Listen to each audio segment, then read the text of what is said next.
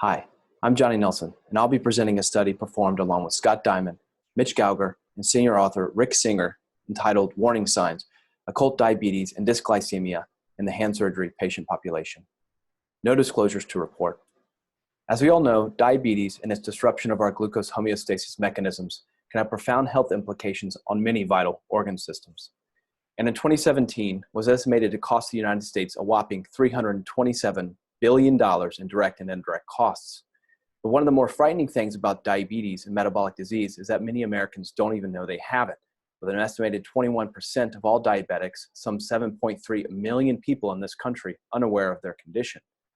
For decades, it has been accepted that the onset of metabolic irregularities occurs on an average 4 to 7 years prior to actual diagnosis, whereas more recent studies suggest that actual hyperglycemia is most often existent for over 2 decades before diagnosis.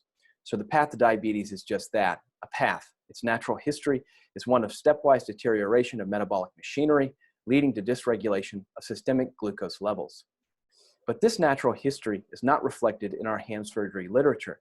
Hand surgeons, and the Journal of Hand Surgery in particular, has done a fantastic job learning and teaching about diabetic patients and their pathology. So much high-quality evidence exists to guide our treatment of chronic, diagnosed, insulin-dependent diabetics. But in studying full-fledged diabetics, we seem to have unintentionally set up a false dichotomy that our patients are either completely normoglycemic or frankly and chronically diabetic. But what if we, as hand surgeons, spend much more time treating patients in this middle undiagnosed gray zone than we ever thought possible? I'm going to present evidence that we as hand surgeons are actually on the front lines of the diabetes and obesity epidemic. We performed a retrospective review of 183 patients without a history of diabetes or pre-diabetes presenting for evaluation at a single hand surgery practice. These patients were divided into 3 groups based on their treatment diagnosis: neuropathy, stenosing flexor tenosynovitis, and a control group consisting of a variety of upper extremity diagnoses.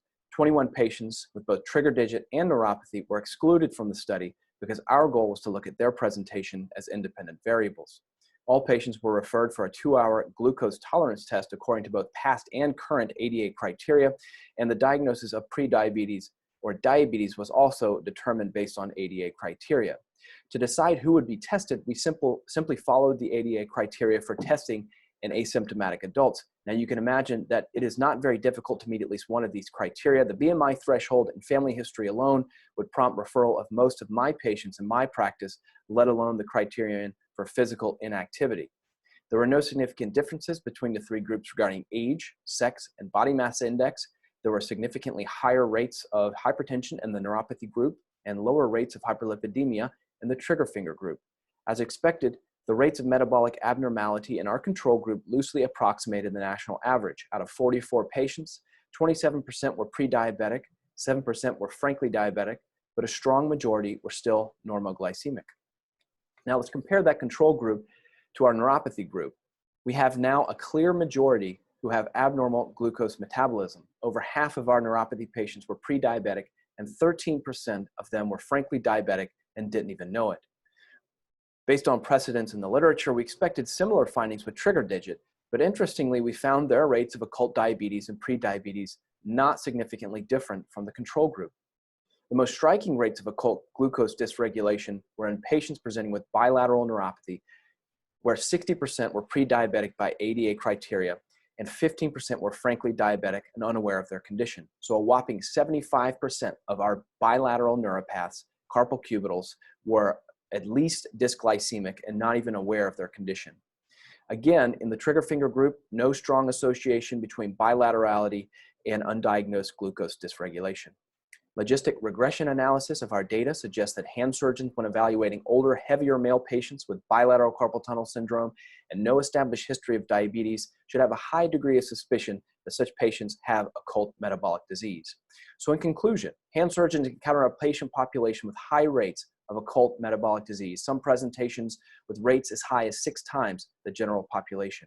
We should consider ourselves on the front lines because symptoms we evaluate and treat are often the presenting symptom of occult diabetes. Our results also beg the question of whether we as hand surgeons may be a bit blinkered. Are we treating and counseling patients as if they have simple solitary entrapment neuropathies? when they probably have other coexisting forms of neuropathy as well. We should be conscientious of patients presenting with bilateral neuropathic symptoms and elevated BMI. Most of these patients will need and respond to surgical release, but they also deserve proper evaluation by our medicine colleagues and lifestyle counseling. Although our study is empowered to support it with evidence, our clinical rule of thumb is that if patients present with more than one side of involvement and they don't have a history of metabolic disease, they should be referred for workup. Finally, and most relevant for those listening today, is that these findings may help explain poor or delayed outcomes after surgical intervention. Those patients who don't bounce back as well or as quickly from a carpal tunnel release or a cubital tunnel release, we've all had them. Our findings suggest that there is good chance that many of them could be occult diabetics, and this should be considered when shaping patient expectations. I'd like to end with this. During my training, our senior author, Rick Singer, always taught me that I'm not just a surgeon, I'm a doctor too, and I should never forget that. While sifting through charts to do this study, I found this letter a patient sent to him, thanking him for being such a well-rounded doctor.